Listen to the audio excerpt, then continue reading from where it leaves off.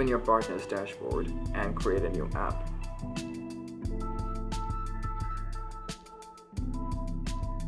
Once you have filled out all the information, your application will look like this.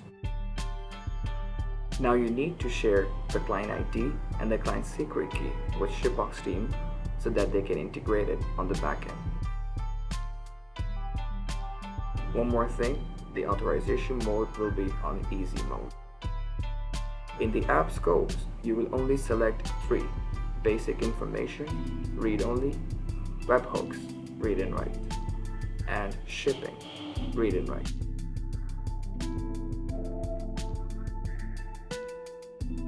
Webhook URL, you need to enter your marketplace ID in the end of it. And the third key, which is the webhook secret key, needs to be shared as well with the Shipox team. In the store events, you will only add 2 of them. Deselect all of them and go to shipping and select shipment creating and shipment cancel. Once you're done, hit save.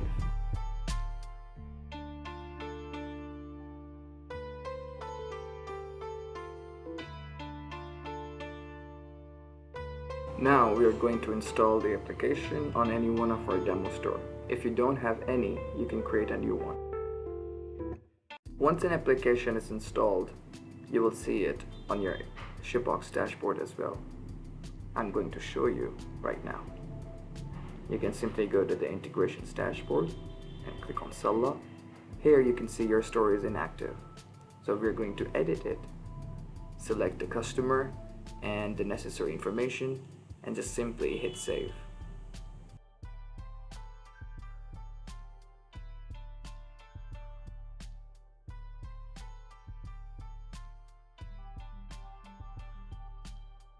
Now let's try to push an order from Salla to Shipox. You can select the client, the shipping method, products, and everything else according to your store.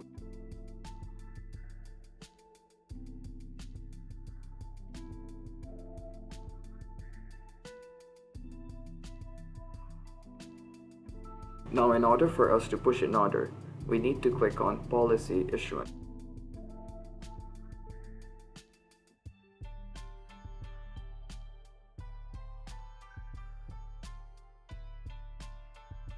Once done, we can check it on Shipox if the order has been pushed or not.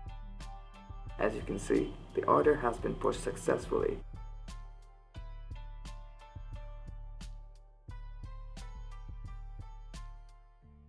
Now let's print an area bill and see.